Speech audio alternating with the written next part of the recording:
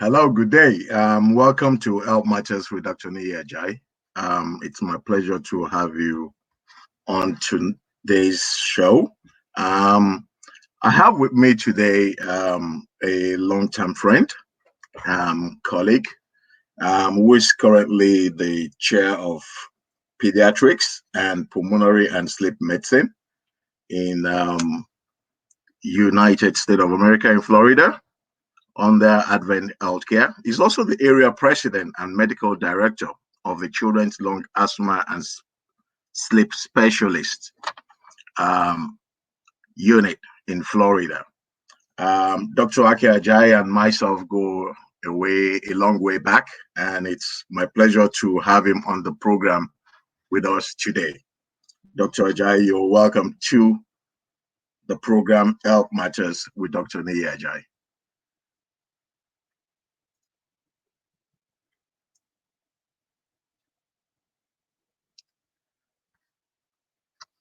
So I hope I've not lost Dr. Okay, Ajayi, there we go. No, I don't think you've lost me. I'm still here.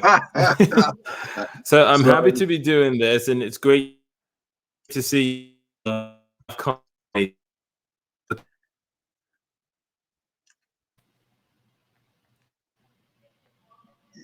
I think we've lost the sound there for a minute.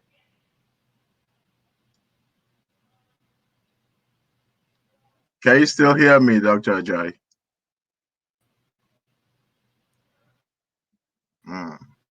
Okay. There we go. Are you back with us, Dr. Ajayi? Yes, I'm with you. I'm with you. I think you're back. You froze for a minute there. Yes. Like I was saying, it's been a long journey together in our profession as medical practitioners, and it's a pleasure having you on the program with us today. So really what I'm hoping, this is an health awareness program, so I'm hoping you can just shed some light on the issue around COVID-19 and kind of enlighten our viewers about really what this is really, the transmission, and probably educated on some of those things that we're not really clear about. And just to be very, very clear to us that this is not a consultation program. It's just a health awareness program. So please don't take this. If you're feeling unwell in any way or you have any symptoms, please just go to your doctor. So in reality, what's COVID-19? So coronavirus 19, this is a viral, it's a severe respiratory infection that actually doesn't affect only the respiratory system, which is what people do, but it actually affects multiple systems across the body. Coronavirus in itself is not new to us as humans. What's different is we keep getting these species or of coronavirus that we were previously not exposed to that seem to have crossed over from animals to us as humans, and they are causing severe infection in us. People think about these as respiratory viruses, but these are viruses that are actually capable of affecting multiple systems across the body. And one thing you've probably noticed that people have recognized now as they see how this disease is affecting people is that it's not just a runny nose. It's going everywhere, the heart, the lungs, the nose, the kidneys. So it's a very significant and severe infection that we need to take very seriously. And it's interesting that across the world, people have different perspectives to what COVID-19 is, and whether it's a serious illness or it's not serious. And you have different perspective of different governments to their way of dealing with this pandemic. And one of the things I would like to ask you is this. I know it was about March 10, 2020 that it was declared a pandemic. Am I correct? And I was just wondering if, in terms of the way this virus has spread across the world, there would have been any difference if it had been declared a pandemic earlier on.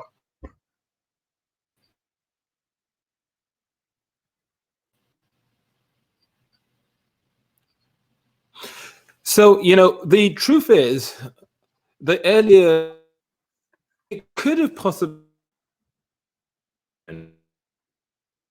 mistakes being made even now after this thing was declared a pandemic. We still have the same mistakes being made.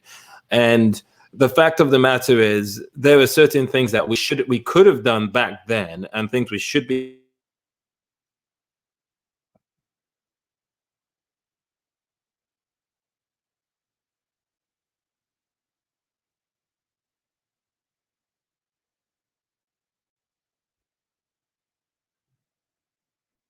Apologies, I think we're losing Dr. Ajayi.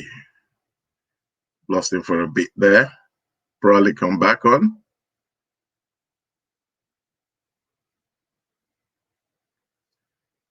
Yes. While we're waiting for Dr. Ajayi to come back online with us tonight, I just have a colleague of mine from the United States of America, Dr. Ajayi, who is the chair of the Department of Pediatrics and Pulmonary and Sleep Medicine at the Advent Healthcare in Florida.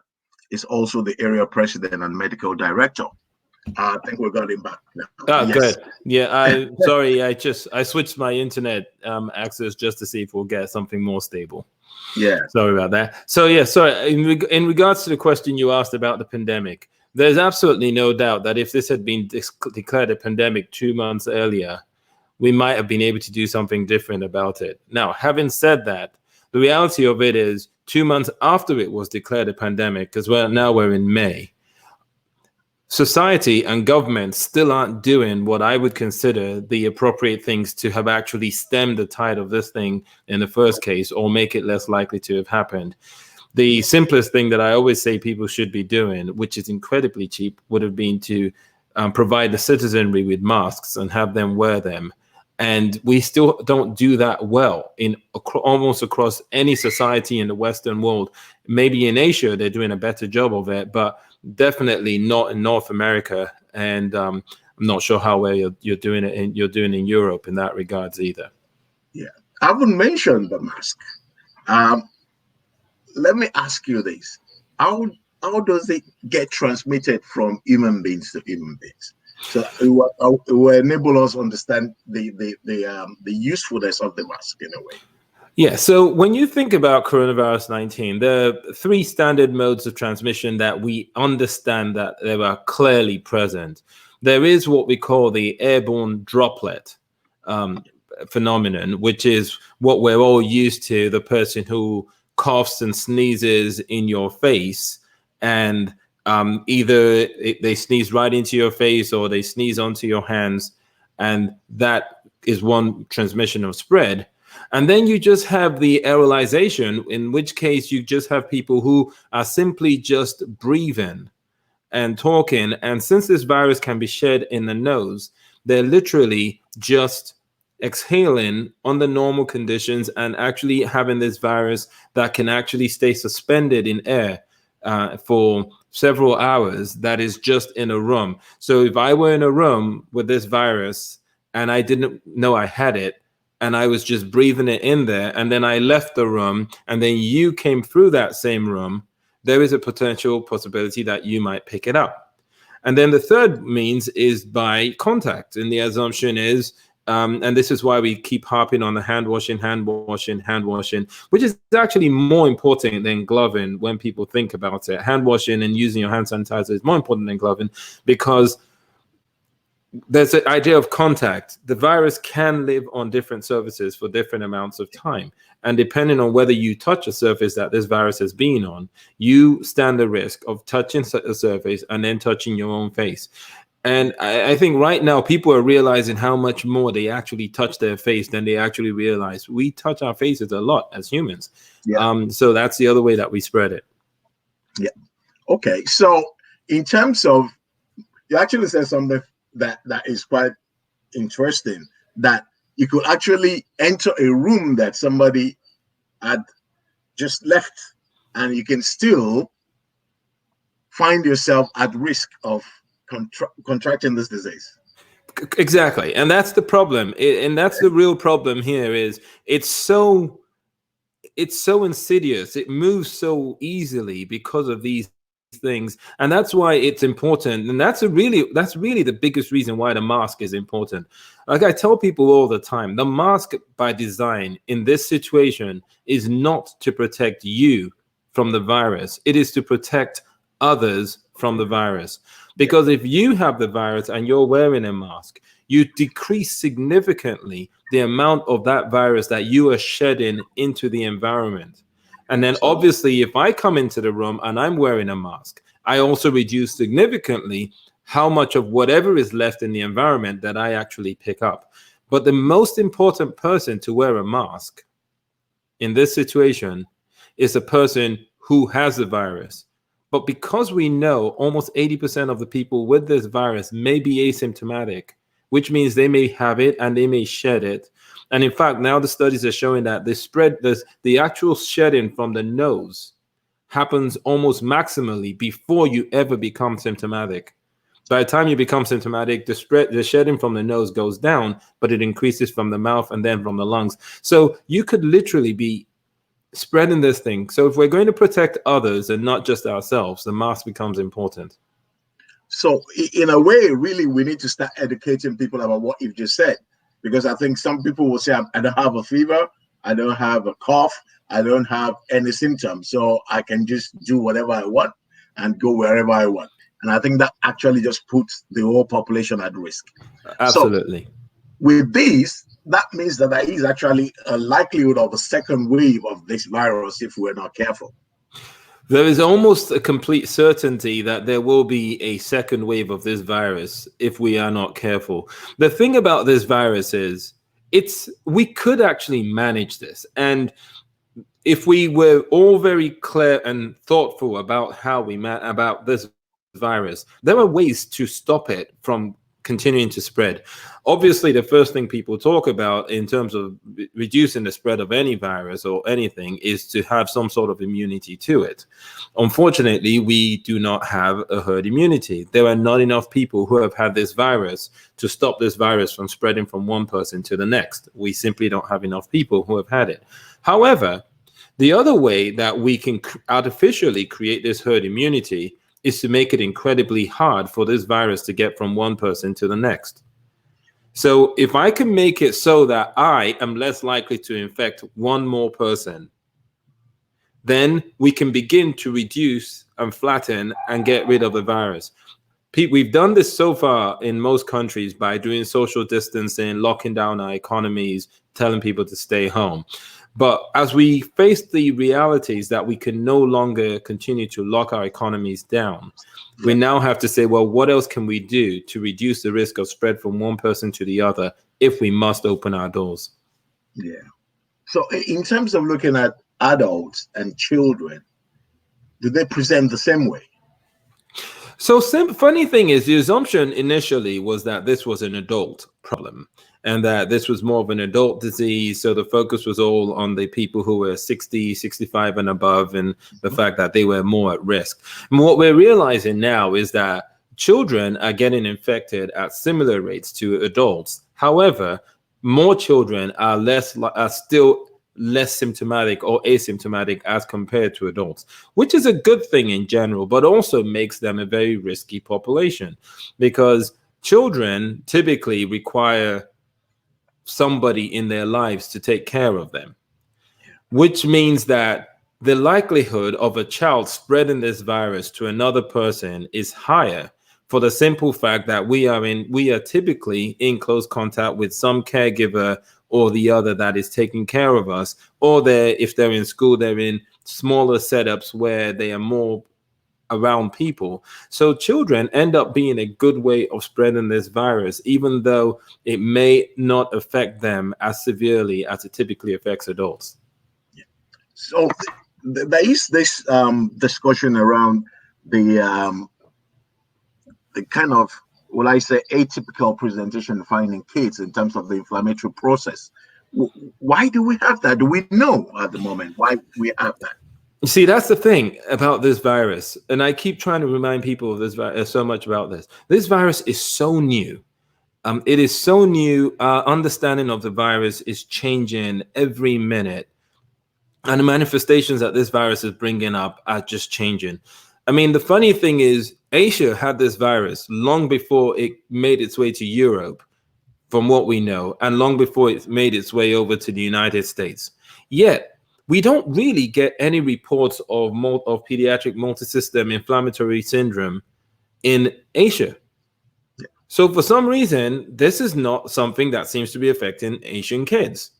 However, in the United Kingdom and in the United States, you're seeing significant numbers. In fact, despite the fact that Italy was so bad initially in terms of how the virus seemed to hit them, they seem to actually follow the more typical pattern of it's an elderly people's disease. It was affecting more older people. You still don't see as much of the pediatric multisystem inflammatory condition in Italian kids as you're seeing in kids from the UK or definitely kids from the United States. So it's incredibly new. We know what its different manifestations are, but we don't really understand why this is happening. So we're still in surveillance mode. But it's clearly worsening in numbers. We now have well over 150 children in New York City that have been identified with this, and the numbers are growing everywhere. Yeah. So really, it's just 4 months old, basically, about 4 months old. So we're still learning. And even with the ones that we've done for years, we're still learning, we're still picking up new things. And so are there any particular category of adult groups and pediatric groups? I'm sorry, I'm adding pediatrics group because I know that is your area of specialty. Oh, no, that's absolutely fine. So that are more prone to coming down with COVID-19. Yes. So we are all equally likely to contract COVID-19. However, there are differences in who is more likely to be severely affected by COVID-19. So any one of us can get the virus because none of us are immune to it. But it doesn't mean we'll be sick. In terms of the people who are more likely to get quite sick, we find that patients with a history of chronic obstructive pulmonary disease, so patients who have been long-term chronic smokers who have created significant lung issues for themselves would be at more risk. Patients with diabetes, more at risk. Patients with obesity at significantly increased risk. Anyone who has any form of immunosuppressive condition, so if you've had a cancer, if you are on immunosuppressive medications of any type, you're also at more risk. And then anybody who is currently on a ventilator or has to be on some sort of ventilatory support is also considered to be at significant risk. Now, when you think about most of these conditions, whether you're looking at diabetes or if you're looking at obesity, these conditions are actually ironically considered to be inflammatory conditions of some sort. So it seems as if any condition that makes you more likely to be inflamed is actually going to increase the likelihood of a severe outcome. The good news in this for some of the people out there who are listening is that asthma, which is one of the things you would assume would be associated with a more severe likelihood of a bad outcome, is not actually associated with a significantly worsened outcome as compared to any other condition, nor is allergic rhinitis. So it's actually nice to know that those conditions that you would think are more likely to be associated with it, like those two, are not actually associated. Then obviously anybody with hypertension or cardiac disease is also at significant risk. Yeah. And this is true for pediatrics or adults. So does that mean that we can, in a way, people with seasonal flu and all that can easily get away with this in terms of severity, if it's not allergic rhinitis and things like that is not actually felt to increase the risk? Am I right to say that? So yeah, seasonal flu or influenza in itself doesn't increase the risk of you getting coronavirus in general, and it doesn't really talk to what your outcome would be. So those other underlying conditions would be more important. Yeah. Okay. I know there have been a number of numbers in terms of days being circulated in media, in medical journals and things like that. Can you tell us the significance of these numbers? 0 to 7, 14 days, 14 to 35, and all sort of other numbers. So, it's funny. When this thing started up, one of my neighbors had asked me, this was back in March, they said, if we're going to beat this, how are we going to beat it and how long will it take? And I told them, I said, well, if we're going to beat this, we're going to need 70 days, which they were like, 70 days. And I was like, yes. I said, you need 70 days. And here's the reason why. Typically, patient 0, who is your first patient, gets coronavirus infection that comes in contact with a virus. They have anywhere from 2 to 14 days before they begin to show any symptoms of this virus, typically.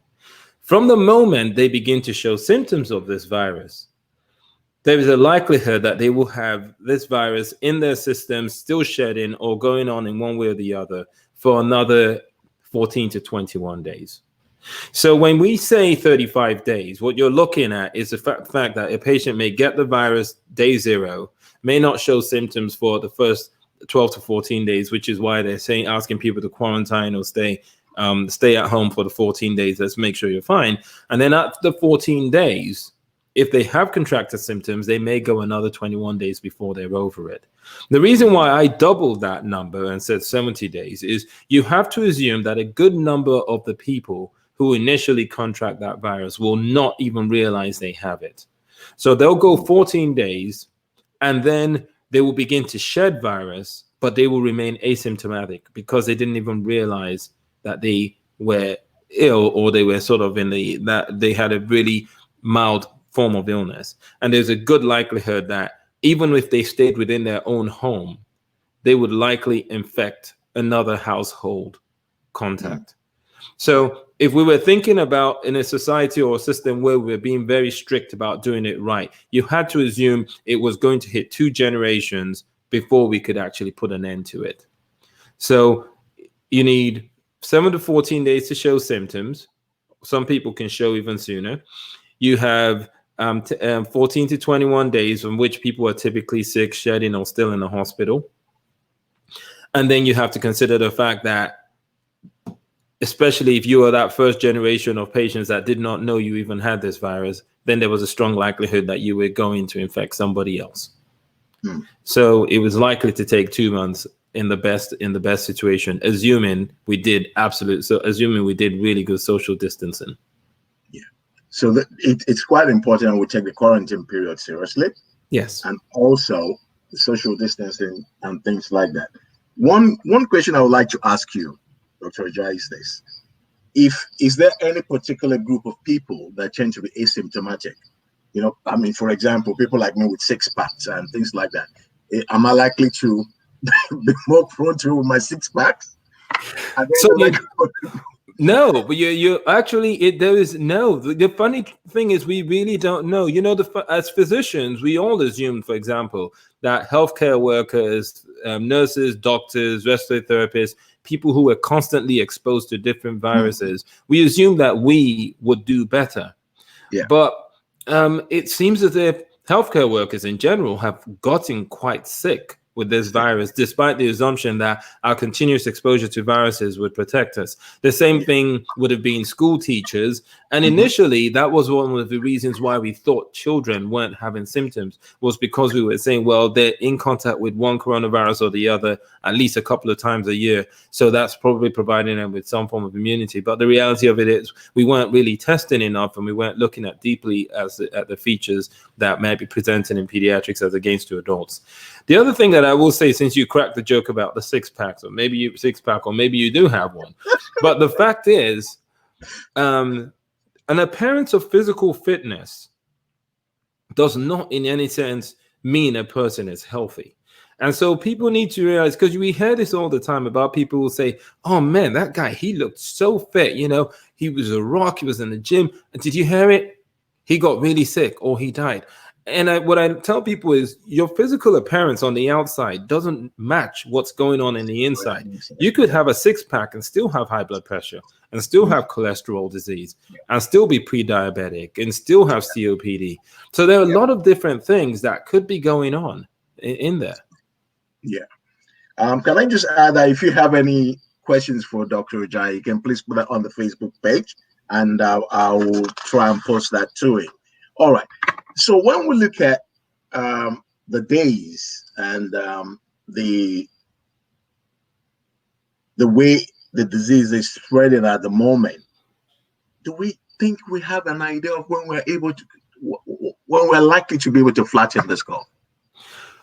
Well, we're already, well, it depends on how you look at the curve flattening. We've already somewhat flattened the curve in a lot of places. But in order to do it, it's required extreme measures. I mean, it's required closing down the economy, restricted movement. It's required really draconian, well, not really draconian, but these were required methods, but it's required really severe methods to do it. Yeah. Now, we all know that that's got a time limit. No society is going to stay shut for long enough. There are enough people who either think they've had the virus or they don't care. And there are enough people for whom money holds so much more value than the life of the next person beside them that they really don't care if the next person dies, because as far as they're concerned, they want to go back to making money. So, we don't know when we're going to get over this, but one of the things I always say is if we're really serious, and we know as a community that masking, in terms of wearing face masks, and I go back to the mask because to me, it seems to be the simplest solution we have. We know it works. I don't know how things are in London, in the United Kingdom, where you are, but it bothers me that I don't see public service announcements talking about the importance of masking. Just simple public service announcements explaining how masking helps, how masking can reduce the severity of, the likelihood of spread, how we can reduce the reproductive ratio simply by making it harder for the virus to move from one person to the other. No. We're not doing any of the simple things. We keep talking big things, but just simple things that actually work, we're not actually talking about doing. And if we did those, we might be able to keep the curve flat or flatter while we're figuring out a vaccine and treatments and reopening up our economies. Yeah. To me, I think there are two things here that we're trying to weigh, really, is do we continue to see whether we can keep the curve flat and while the economy is suffering? Because eventually the impact on the economy will affect people's mental health, emotional health, and things like that. You're going to have things like moral injury amongst even healthcare workers who are thinking about what they've had to do and what they've not had to do and all sort of other things. I've got a question on here that says, is there any significant difference between the age and recovery time between the age of 0 to 20 years old? So, again, like I said earlier, the disease is so new and so early, but actually the answer is not really. One of the things we're seeing that they're seeing, especially now with the pediatric multisystem inflammatory syndrome, is a lot of these children are coming down with this syndrome were completely asymptomatic to start with, never even had what we assumed was a coronavirus infection. It is after they develop this syndrome that we are realizing that they actually have antibodies that suggest that they had previously been exposed to this virus, or we're seeing evidence from contact tracing that shows that family members had this virus. So the age doesn't seem to be making much of a difference. But and if you really look at the time course, even with ages older than 20 years of age, it really isn't making much of a difference. We simply don't know why it's taking longer or shorter in certain people, and why some people are completely asymptomatic. It's spread all over the place. Yeah, which is quite interesting when we talk about antibodies. Does that mean that because I've had a lot of things about antibodies now. If anybody has antibodies to COVID-19, does that mean that they can have it again? Well, we don't know. And here's what I always tell people. If you have measles, you're unlikely to get measles again. But yet we get common cold all the time with rhinovirus, and yet we get reinfected every single time it comes around. Yeah. And that's the problem. We don't know if antibodies to coronavirus will actually give us long-standing immunity. Maybe it will protect us for a week. Maybe it will protect us for 2 months. But we have no idea whether in the fall, if there's another coronavirus spike, will the fact that we had an infection in February or March, will we still be protected? Will we still have enough antibody titer or antibody levels in our system to protect us? And will we mount the appropriate response? We simply don't know.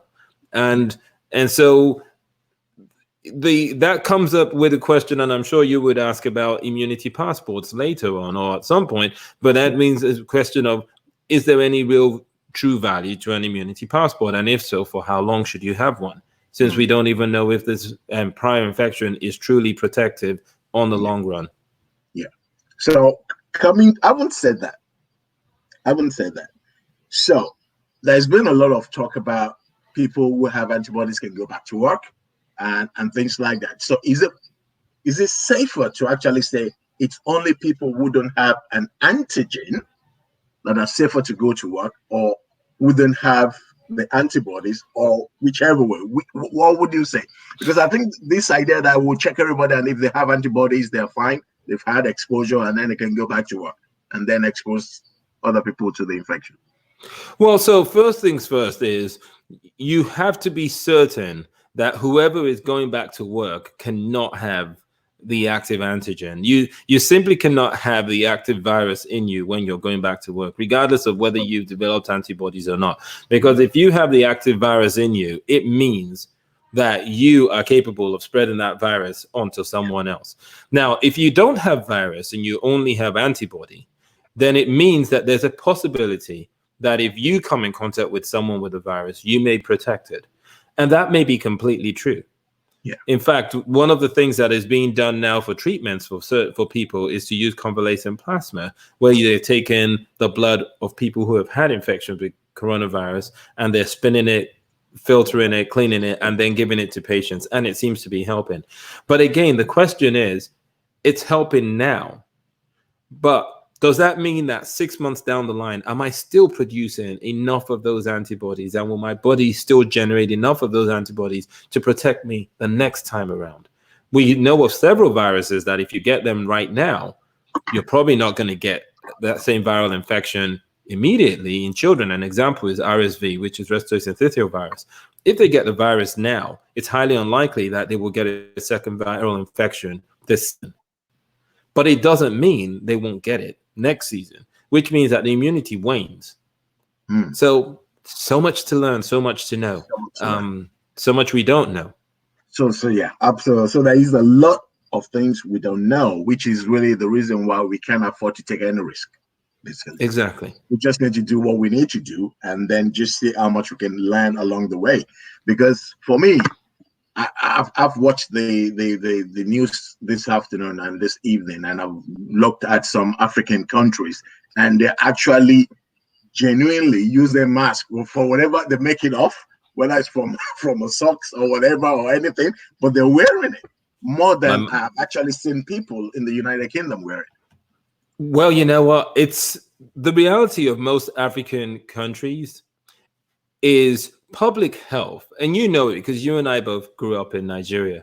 Public health is taken way more seriously in terms of listening to what public health people say in the third world and in countries like ours than it is taken anywhere else. We've never been at least in Nigeria, when I was coming up, and I think when you were growing up, we never had the sophistication in terms of the medical equipment to manage ICU level care and stuff like that, like you have here. But one thing that we've always had is a great ability to do public health. As medical students, we were the ones that went into all those little villages and did public health education, whether it was related to malaria care, whether it was related to management of guinea worm effect in reducing the risk of cholera, anything like that. That was what we did. And the communities were always warm and welcoming and listening to us because they understood that prevention was everything. Yeah. And I think that's where our societies are now. They realize that prevention is everything because the option of, as someone said, well, I'll just go on a ventilator for a few days. And someone said, oh, I'll just go on an ECMO machine. Those are simply not options. Yeah. They're terrible options anyhow, but they're simply not options that we have. So I think the third world takes it seriously. You should see my parents. They have all sorts of masks. Designed ones. All right, I've got another question here for you, Dr. Ajayi. Is the recent Kawasaki syndrome actually related to COVID-19 amongst the pediatric population?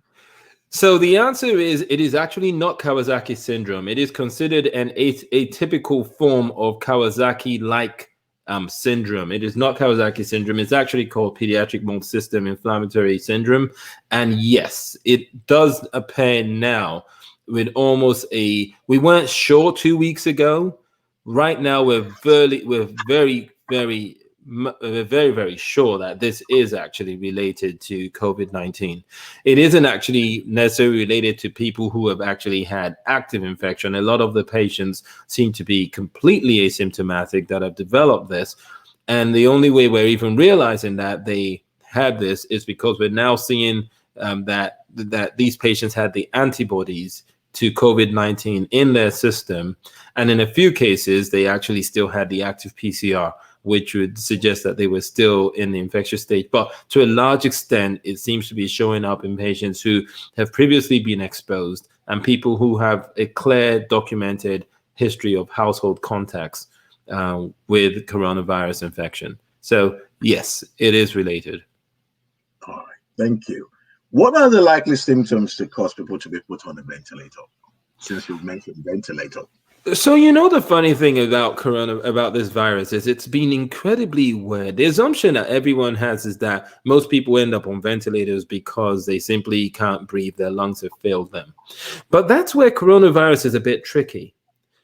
It's not necessarily your lungs that have failed you. In a lot of people, it's actually their hearts that are the problem. It's not the fact that their lungs are not willing to take in air. But what we're realizing now is with coronavirus infection, there are a lot of people where this virus is literally affecting the endothelium, which is the inner lining of the actual blood vessels. And we're talking some of the smallest blood vessels, the ones that are thinner than our hairs, the ones that are further down in the mere recesses of our lungs. And it is affecting these endotheliums, making them sort of break down, break loose, and allowing fluid to spread into them. The other thing that it's doing is it's making the blood, and I'll use a non-clinical term, but it's making the blood thicker, more gummy, so that you're getting more blockage. So you're getting clots in these areas. And remember, in order for us to breathe and get oxygen to circulate through our bodies, we don't just need lungs to take in the air, but we need to be able to have blood vessels and blood that is carrying that oxygen from our lungs to other parts of the body. So one of the things that a lot of people had noted with this coronavirus was how they would have a patient who would come in to the hospital complaining or feeling a little short of breath, but when they would check their oxygen levels, they would realize that they were actually significantly more hypoxic, which means they had lower oxygen levels than they had actually expected someone to have, because it just didn't appear to be that bad. And then by the next day, they would just plummet and crash. And it wasn't necessarily because their lungs had failed. It was more the fact that their cardiac system had actually become compromised enough to the extent that the ventilatory support became necessary, not just to support their lungs, but also to support their heart. And once you got to that stage, that's a tough place to be. And that's one of the reasons why they're saying that if you end up on a ventilator with coronavirus, chances of mortality is significantly higher than what we would normally expect when people end up on a ventilator just because they have a pneumonia or something, because we realize it's actually related to a deeper process than just, I need air to breathe. Yeah. We've had a lot of treatment modalities and options being thrown into the media and everywhere. What are some of these possible treatment when somebody goes into the ICU that might be an additive treatment to being on a ventilator or getting a tracheostomy or whatever they have in there? In addition to that, that has been found to be useful.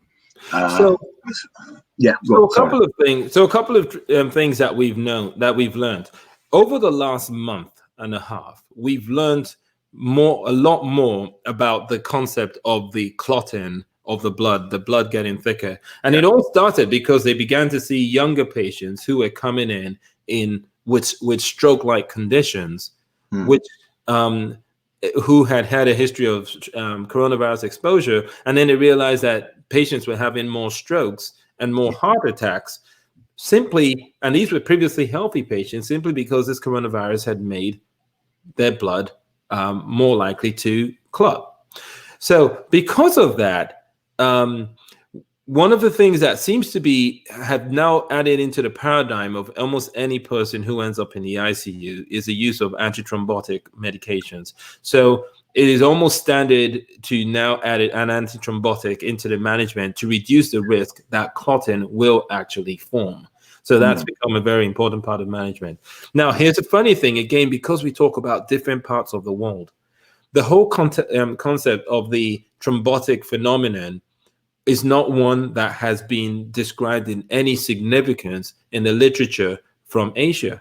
Yet, it is a big feature of the literature in the treatment in Europe as well as the United States. So obviously, our racial differences seem to maybe contributing somewhat to how we are also responding to these things.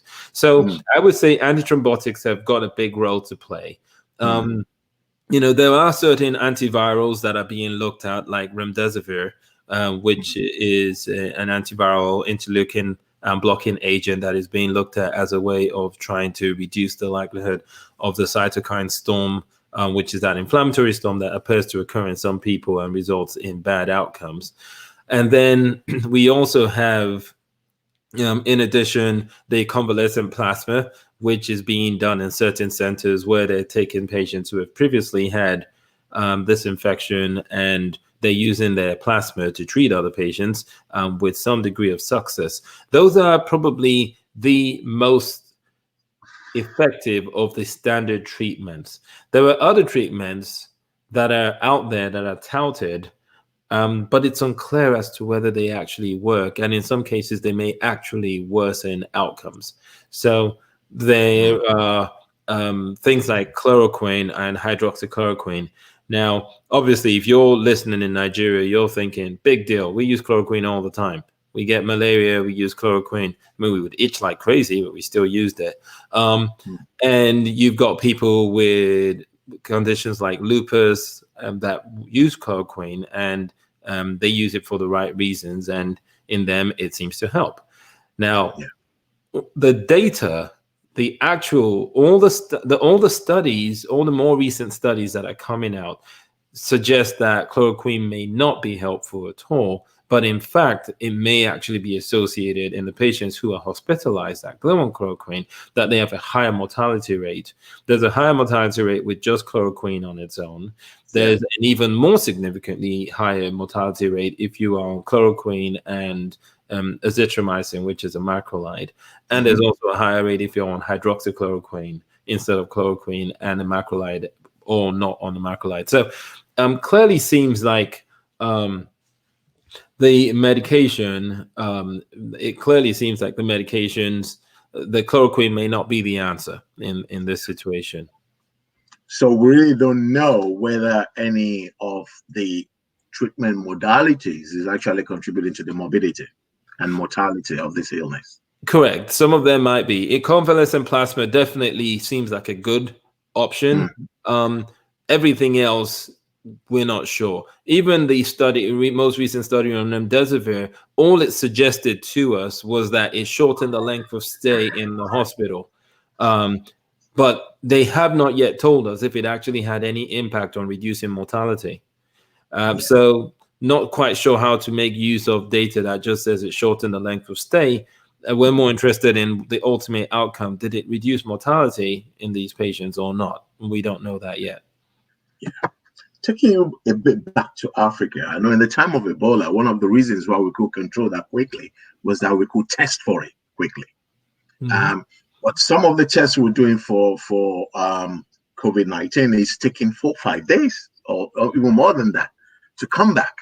And with that, I really don't see the economy opening up completely if we can test people for the disease. Well, it's a couple of things. You need to test people, but you also need to be sure that the testing that you're doing is actually accurate. Otherwise, it's absolutely pointless. I recently did a coronavirus test, and it came back and it said it was negative. And then I got a notice from the lab saying, "Oops, sorry, our tests were actually not reliable, so you're going to have to get retested." So, and that's part of the problem. And this was after 3 days. So, again, the time between testing and implementation is not really sufficient.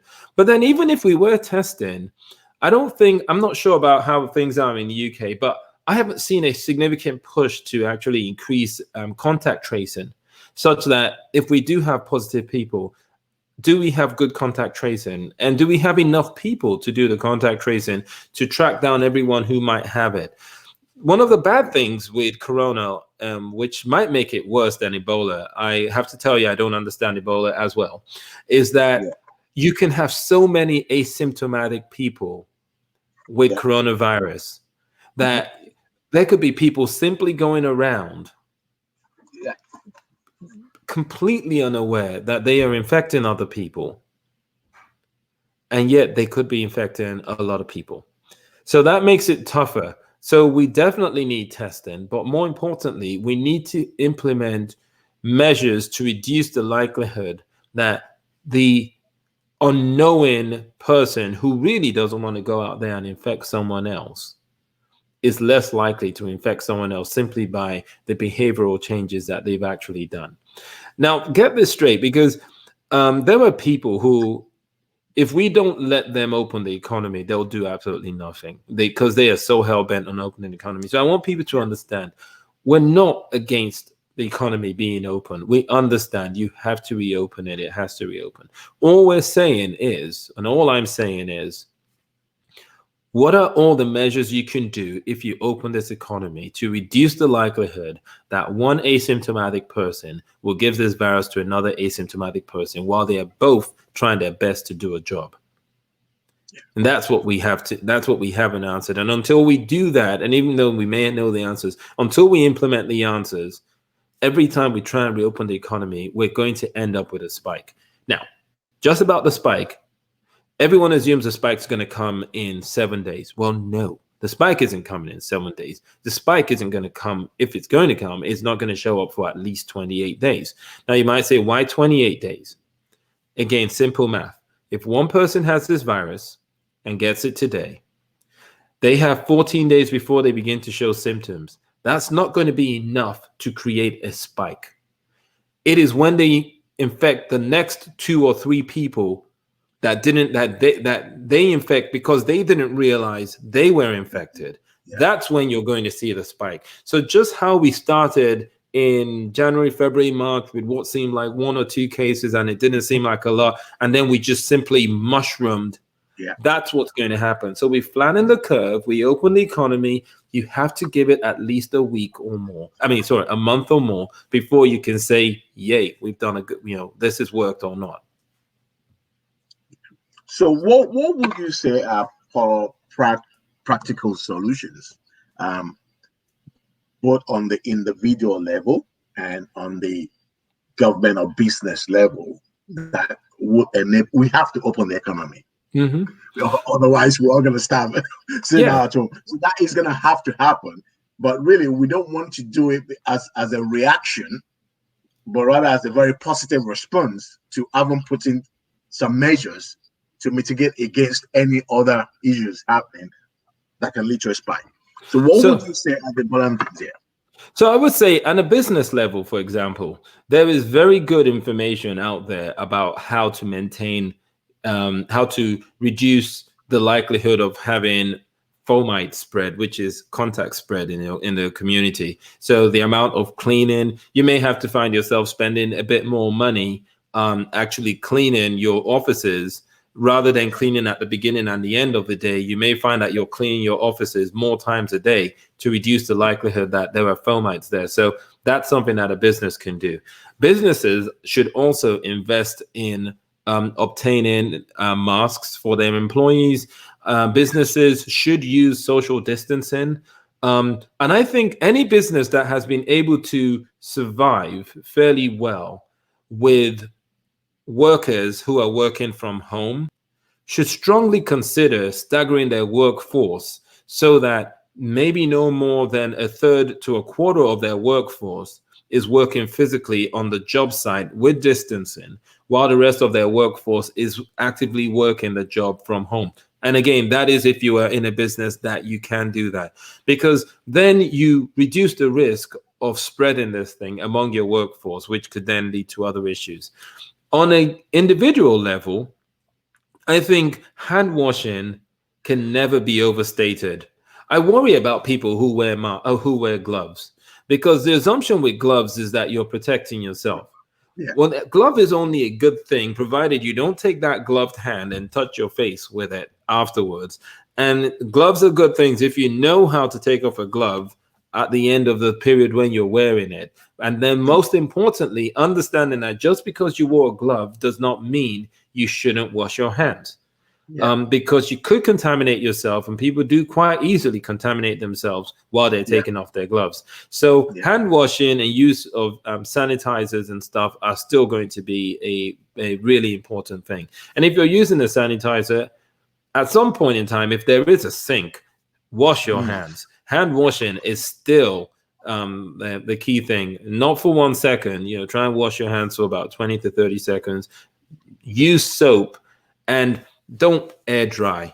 It is actually better to abrasively dry. So find a clean piece of a clean tissue or something and use it to wipe your hands dry. Don't just flap them. And this is definitely not the time to wipe your hands on your clothes. Which I know people are saying they never do it, but just don't wipe your hands on your clothes, because you could have the virus on your own clothes. So you may just be contaminating yourself afterwards. Now, on a governmental level, I made the crazy suggestion that the government should send every household enough surgical grade masks for every member of the household to have a separate mask to use every day, consistently.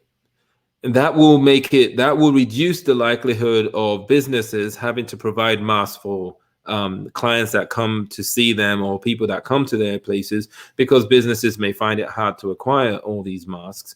But I think if the government sent a mask to every citizen every day, it would still be significantly cheaper. It probably cost 100th of what we spend in terms of bailouts and funds that we're giving to try and keep our economy afloat. So I say give everybody a mask every day and teach people how to use masks and do public campaigns related to masks.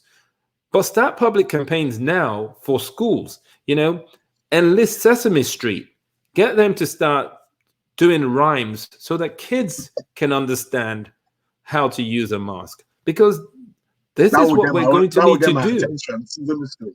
Yeah, this is what we're going to have to do in the fall, is when schools go back. I know schools are not yet out officially in the UK, but in America, a lot of our schools are out. We need to teach people how to use these masks, and hopefully their parents won't give us all these "it's my right to not wear a mask" jibber jabber, and just let these kids wear masks, if not to protect themselves, to protect the other vulnerable kid in their class who simply can't get COVID-19. Yeah. Before I ask you the question on immune-based therapy that somebody's just posted, I want to ask you this. If every responsible business owner is able to take responsibility for their workforce and enforce this, because really, if I have a business and you're working for me, if you don't follow directives, you will have to answer for it. And I think that is the issue we have with opening up the economy, that businesses must be responsible for their workforce and ensuring that they follow those stringent rules. Otherwise, we're just going to be closing and opening for the next God knows how many years, because I see people who don't believe in mask wearing. And also, like you said, it's important to teach people, even if you're going to wear gloves, the right technique of wearing it and taking it off. You're correct. And mask, the right way of putting it on, and the right way of taking it off. And all those things are quite important. But the main thing is washing your hands, using hand sanitizer. That's quite important. Somebody's just posted on here for us, Dr. Ajayi, that what is your take on immune-based therapy? So immune-based therapies, and by that I'm assuming they're talking about convalescent plasma, because as of this moment, convalescent plasma is the only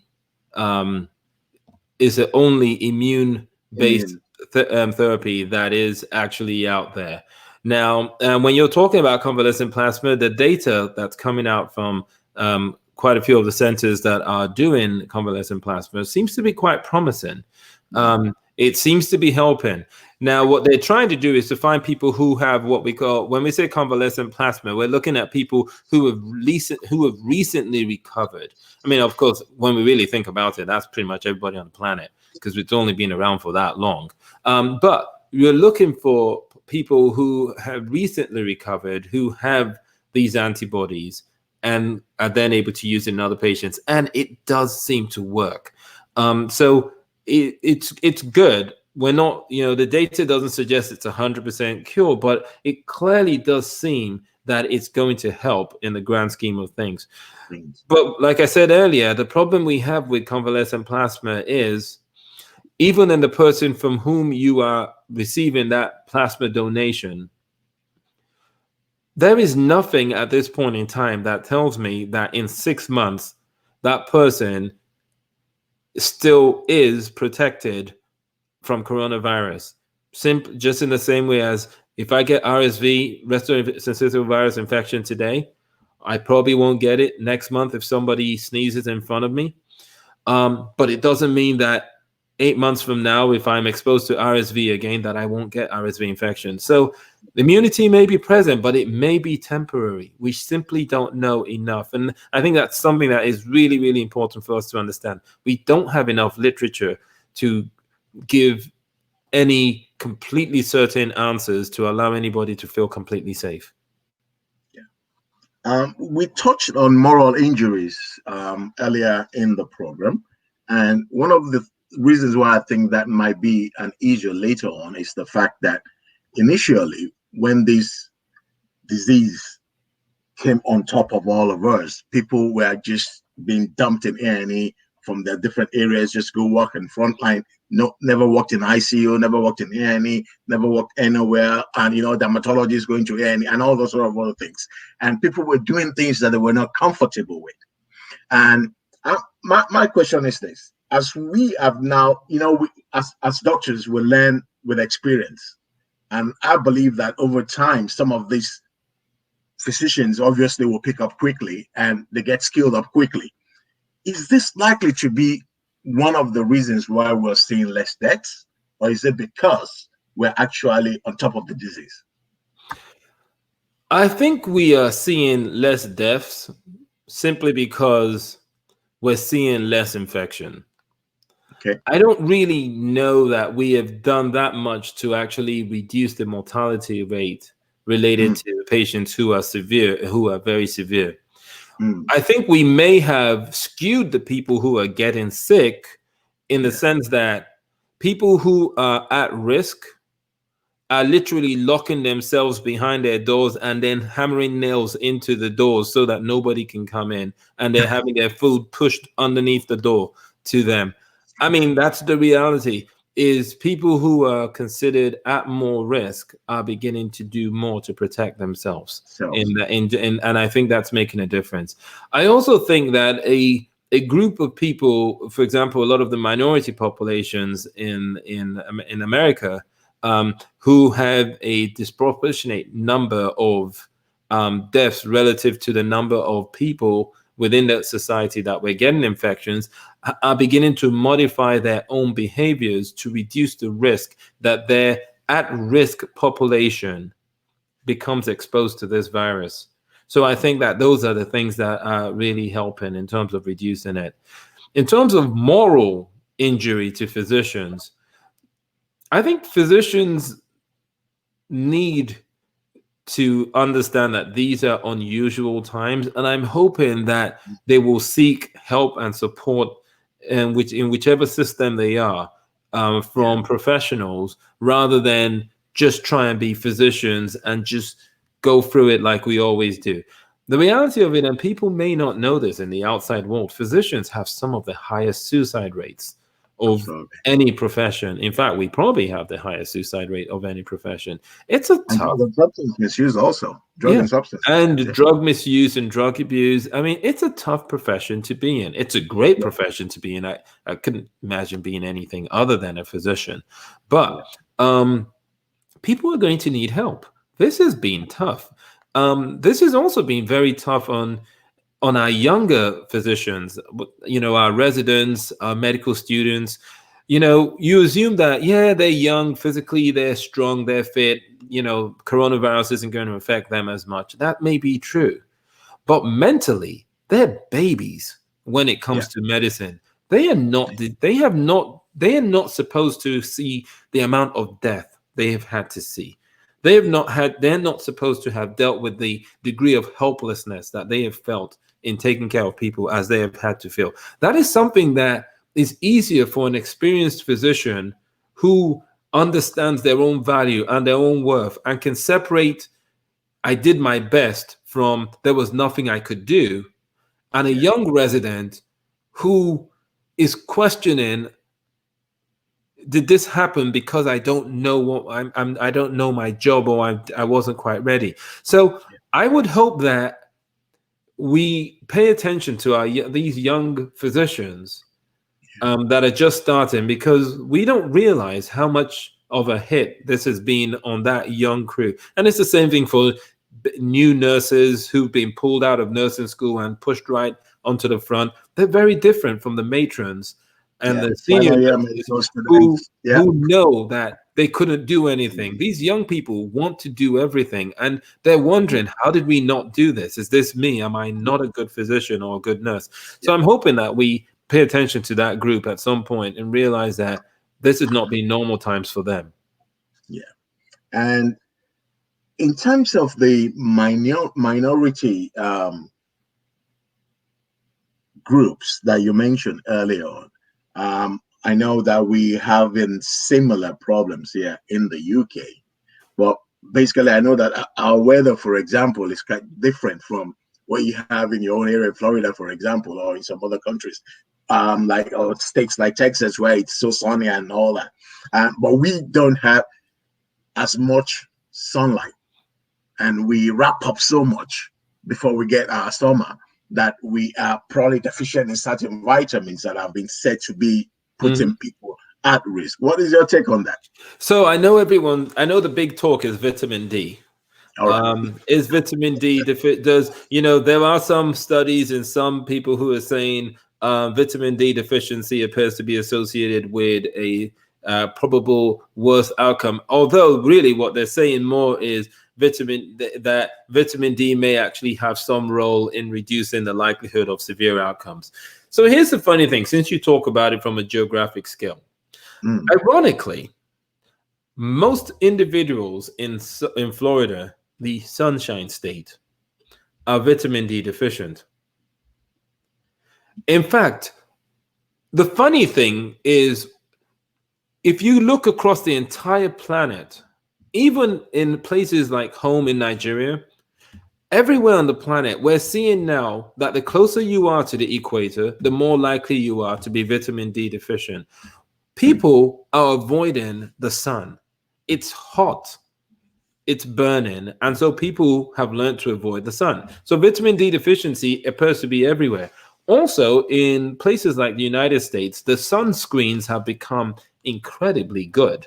The SPF levels and all that. I'm not even sure any sun actually touches your skin in these places anymore.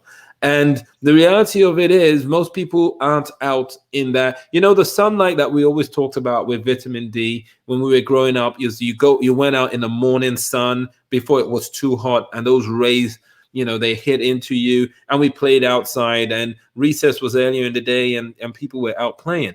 Well, now people are having their break times closer to 12 noon when it's blazing hot. So everybody's moving from shade to shade to shade to shade, and or using sunscreen. And if you're an adult like we are, you're at work. Most of us literally step out of our houses, walk into our cars, get into our office buildings, and we don't leave till 5 or 6 in the evening, stepping into our cars and then coming home. So vitamin D deficiency does appear to be playing a role, or may have a role to play. It clearly has a significant role to play, it seems, in conditions such as asthma and almost any other immune condition. So I definitely think people should be paying more attention to their vitamin D. Probably first by trying to get more sunlight. So don't rush to the stores. Don't go to Boots right now and try and buy up all the vitamin D they have there. But, we definitely can do with some more vitamin D in our systems. What about things like vitamin C and zinc? So vitamin C typically may have a role to play in terms of membrane stability.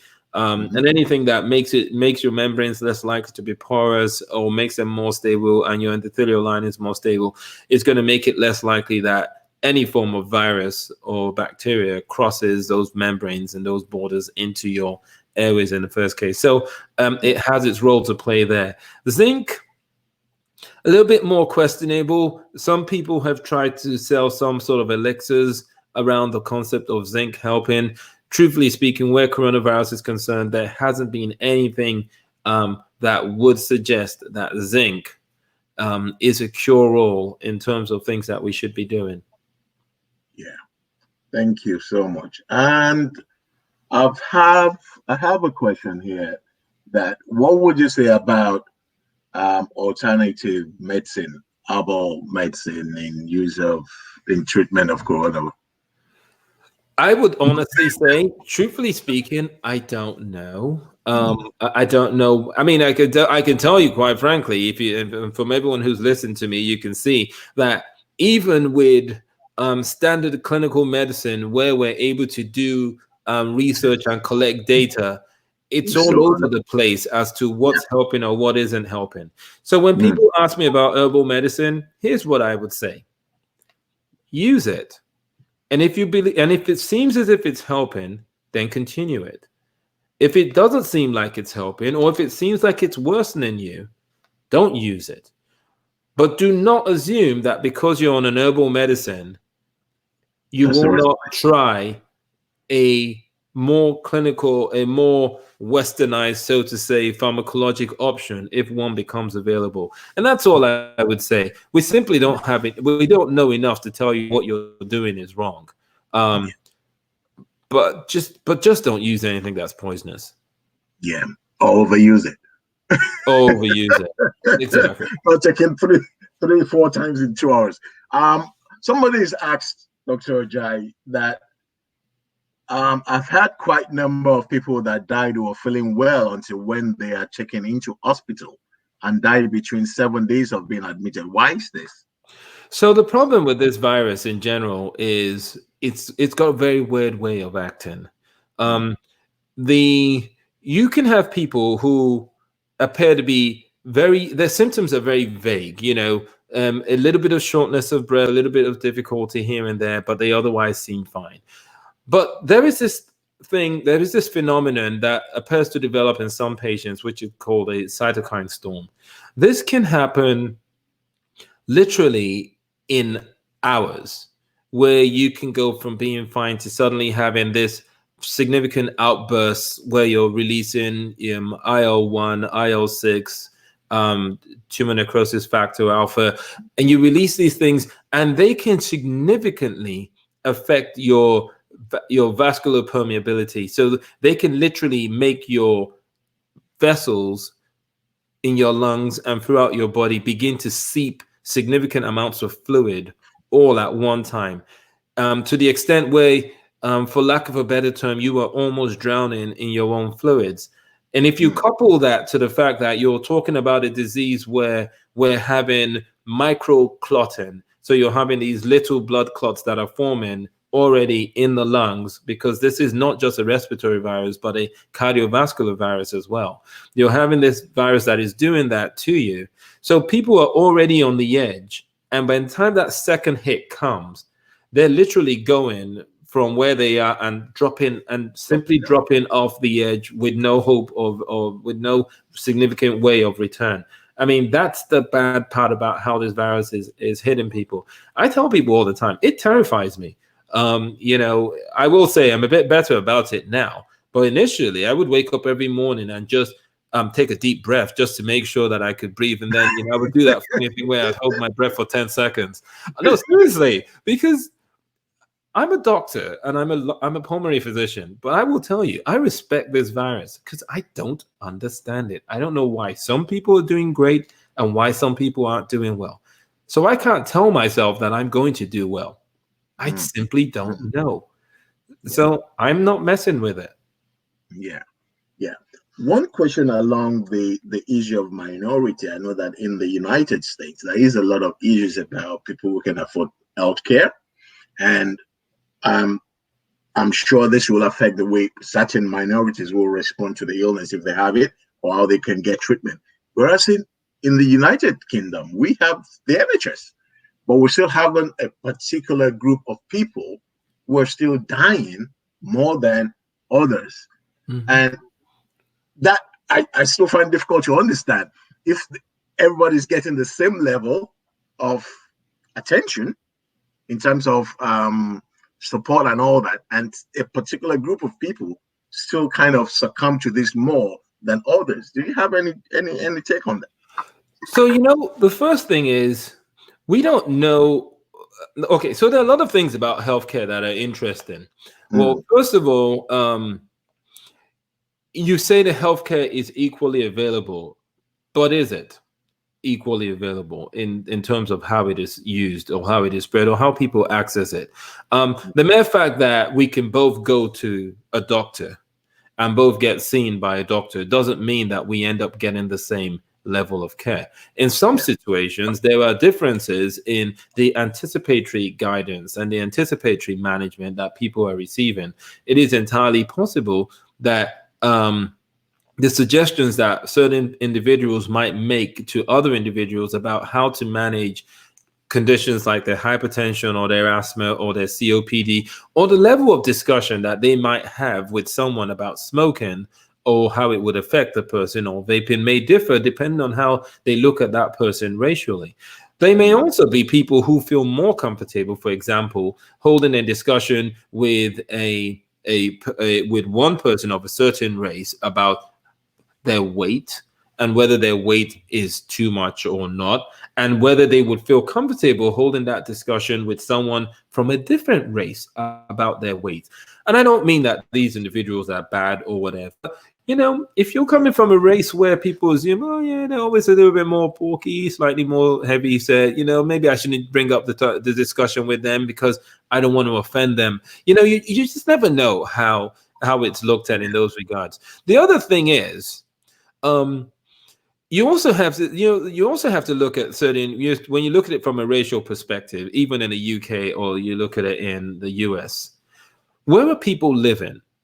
So yes, we all have access to the same, maybe you all have access to NHS, and maybe even in America, you might have access to care. But what about where you're living? If you're living in an inner city, hyper dense area, and and remember, even though minorities may not be the only people living there, what we tend to see is that in a lot of, for example, American inner city hyperdense areas, you may see more minority groups there. So the overall population may not be ultimately higher than the majority population, but you have this hyperdense community of minorities living in an area. And a lot of these minorities tend to live in multi-generational homes. And by multi-generational, I mean you have the child, you have the parent, and invariably in a lot of situations you have a grandparent all living in that same home. That is very common among a lot of minority populations. So right there, if we're saying that grandparent generation is already at more risk, they're already right there in that house. So the likelihood is you're going to see a disproportionate amount of mortality in a situation where there's just more significant exposure in that group, regardless of whether they have access to good healthcare or not. And I actually feel like, in you look at a lot of places, if I remember very well, I believe among the Italians, there is a lot of multi-generational cohabitation. Families are seem to be quite close together. It is fairly common to see the kids, the parents, the grandparents all living fairly close to each other or in a unit, family unit, and stuff like that. So that may explain why you see more, why their mortality may have appeared to be more like what you would see. But I think we see the same problem in the United States. We live in hyperdense communities. If you live in a high-rise building, there's only one elevator. You have no idea if the last guy in the elevator just simply breathing had coronavirus, and now you go into that elevator and you come out with it. But then you go up to your apartment and you've got your mom, you've got your grandmother, and maybe a great grandparent also hanging out there with you. So the risk is just different. There are a lot of different factors that make it more difficult. One other thing that they talk about is in the minority communities, access to your big box stores. Is it as easy to get to a Tesco's, for example, in a hyperdense minority area, to get to a good sized Tesco's as it is to get to, I mean, you can get to your corner shops, but can you get to a big sized Tesco's? If you can't, how do you get to that Tesco's? Do you have to take a bus? Do you have to take the tube? Does that increase your exposure more because you have to travel longer distances to go and get food? The basic things that you think of. So there are reasons why minorities might be more likely to be exposed, are more likely to succumb. And it doesn't necessarily have to do anything with them just not taking good care of their own health to start with. Yeah, absolutely right. Somebody's asking whether the vitamin D link can actually be looked at from the reason of the baseline health status of people. Yes, it definitely has something to do with that. Vitamin D is actually really important in terms of our overall immune function. We don't think of vitamin D that way, but it is. For example, in children or individuals who are vitamin D deficient with a history of asthma are more likely to have asthma exacerbations. So vitamin D deficiency is associated with an increase in asthma exacerbations. And vitamin D deficiency has been spoken of being more likely to be present in people who develop multiple sclerosis, which is a completely different type of condition. So there definitely appears to be a strong role to play with vitamin D. One of my messages to parents is, I know you've got all these teenagers at home who just want to sleep all day, but it might be a good idea to wake them up by 7 a.m., go make them stand outside in the sun for 2 hours, and then they can go back to bed. Seriously. Make them get their vitamin D and they can go back to bed. And one interesting conversation I've had with people is that leaving your windows open, does that increase your risk in the house? So, I mean, I would venture to say that the answer is likely no. I could imagine, I think I would be more concerned if you lived in a building with a shared ventilatory system that didn't have adequate filters and stuff built into it, that you would likely get the virus travel from floor to floor, place to place. But I wouldn't really be. I'm not so sure that I would be that concerned about keeping my windows open as a way of being more likely to get the virus. In fact, I might want to keep my windows open just to keep the air flowing through on both sides. Just especially if you have anybody coming to your house, then you definitely want the air flowing out and through it instead of being stagnant in one area. Yeah, and I think listening to one of your video clips, one of the things you mentioned that I think will be beneficial to our audience is that you have a responsibility to protect yourself and the people in your house. So, if, for example, you have an emergency breakdown and you're getting a workman coming into your house, you give them a mask or tell them they need to wear a mask in your house. And limit access. And limit access to where they go. But it's actually funny, but most companies, when you call them now, if someone's coming to your house and you tell them, I need you to send your worker with a mask, they will send them with a mask because they understand that as well. Yeah, great. If I were to ask that you leave us three important things from your experience and what you know about treatment, management, transmission, and managing COVID-19. What will be those three things you will leave us with? So the first thing I would say is with COVID-19 is more than anything, remember the fact that we have a responsibility to others other than ourselves. Yeah. If we're going to beat this virus and if we're going to keep most people healthy in a shortest period of time, the only way we're going to do this is by reducing the way this virus moves from person to person. Yeah.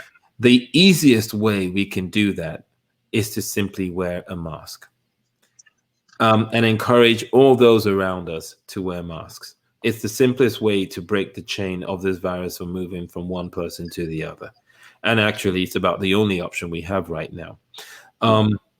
Social distance where possible. I get it. If you have to go to work, yes, go to work. If you have any form of chronic condition, manage it appropriately.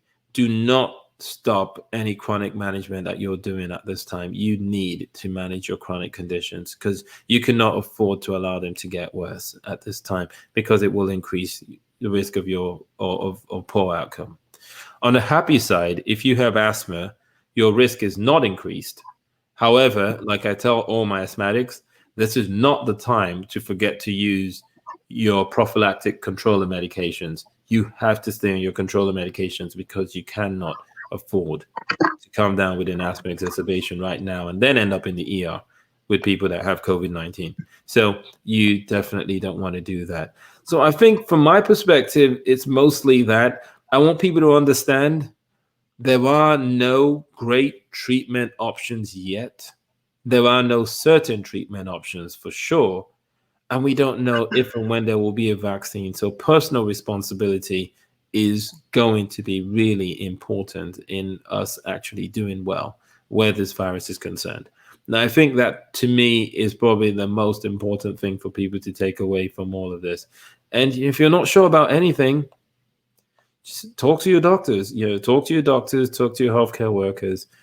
And then finally, like I said earlier, and I am passionate when it comes to young physicians, let's make sure that at some point we cast an eye back at our young physicians, our medical students, our young nurses, and young healthcare workers and make sure we help them mentally because this is not a usual thing for them to have had to see at this stage in their careers, and we have no idea how it will impact them.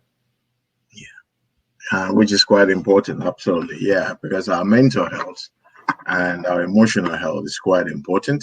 And also, I will probably add on to that to say that we all have the responsibility to keep ourselves safe, to keep our family safe, and we must not put that responsibility on anybody else except ourselves. And Dr. Niyi Ajayi, it's a pleasure. I've not had a conversation like this in 26 years. We always have this banter when we used to work. It has been a while, yes. It's been a while, over 26 years. So thank you so much for a very, very informative night, I will say. And I'm hoping we can have you back when we had no more about COVID-19 to kind of look back at some of the things we've talked about tonight and then see how things have panned out. And I'm hoping that we'll be able to look back and say that, yeah, things have gotten better. Probably earlier than we expect, because I think things cannot just continue in a lockdown fashion like this, I would say. No, we need to open up, but we need to be smart about it. But, Niyi, thank you so much. This has been awesome. Again, it's great talking to you and good seeing you. Thank you so much. You take care. Okay. Bye. And bye to our viewers. Until we see you again on Health Matters, it's Dr. Niyi Ajayi signing out. Thank you.